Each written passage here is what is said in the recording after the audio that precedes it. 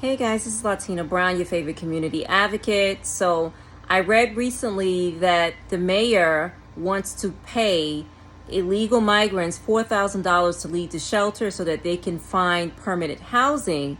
But I laugh at these things because, this is the expense of taxpayers, but yet we can't find housing for our veterans, families. We have so many people suffering in New York City and barely making ends meet, people working 3 to 4 jobs just to take care of their family, and you have like families not being able to afford their rent, their mortgage, but yet there's so much pandering going to illegal immigrants who don't respect law, who don't respect our police officers, who don't respect our American culture or the United States, but we have them here in our city and in our country creating all this crimes, assaults, rapes, unidentified individuals. So I just find it so mind-boggling that the Democrats are doing so much pandering, but yet you neglect your own constituents in your own respective districts.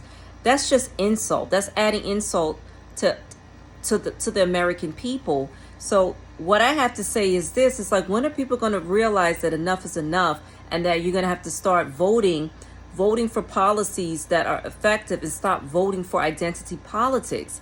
I've seen this often too many times. You guys sit there and complain day in and day out about the Democrats, but what are you doing to help change that?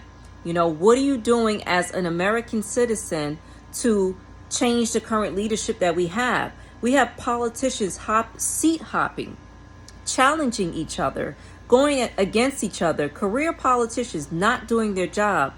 And then we see a shakeup with the raids that's happening, in this administration. The FBI, raided the mayor's administration. FBI raided NYPD. And then you have a governor who had a former deputy chief of staff who's tied to the government, to the Chinese government. So it's like, who do we have left to turn to? Who do we have as a role model that's going to do the right thing? We can't even turn to our own attorney general. This is like a massive failure in leadership. I can see that the Democratic Party in New York is going to collapse. This is just the beginning of what's going to happen next. I think that New York will end up turning purple. I think that there's going to be a reset in the administration.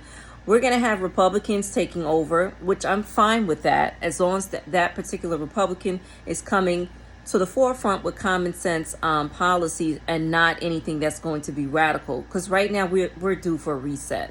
I'm looking at all the agendas that's being pushed. You have Kamala Harris, who wants to censor freedom of speech. She wants to censor free speech. And that's something that we should be concerned about, because many of us have platforms, and the only platform that's giving us the opportunity to voice our opinions respectfully is the X platform, which is Elon Musk. We are being censored left and right on Instagram, Facebook, sometimes even TikTok.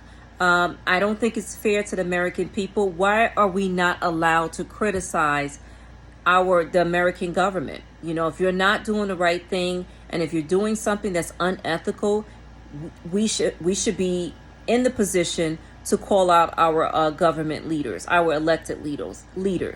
And that goes from local to state to federal. If you're not doing the right thing, you must be called out. But we should be very much concerned about dictatorship that's coming through the Democratic Party, because the party is not the party that I knew growing up. I'm talking about 15, 16 years ago. This is a whole entire new regime. This is a radical regime.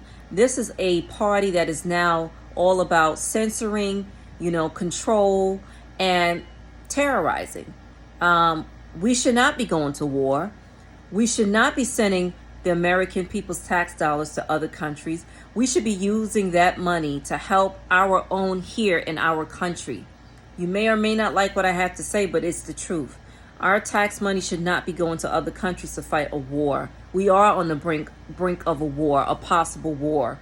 And that should be concerning, because right now you have a current president who is not active in his role. So who's running the country? Who's running the country? We should be asking that question. We should be terrified right now. And I'm saying that as a figure of speech. I don't want you guys to take it the wrong way, but we should be very, very much concerned. Okay? So, people, wake up.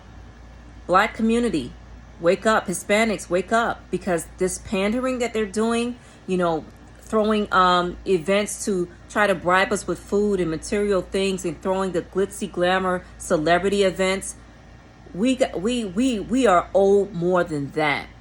We are owed more than that. We deserve better. Okay? The DNC continues to lie to the people, continue to string us along. Don't be a fool. Just acknowledge that this party is not the party that we once knew 15, 16 years ago. This is something completely different. So stay tuned. I have some more updates coming up regarding the election and how the community feels about Trump and how the community feels about Kamala Harris, the VP. So take care and happy Friday.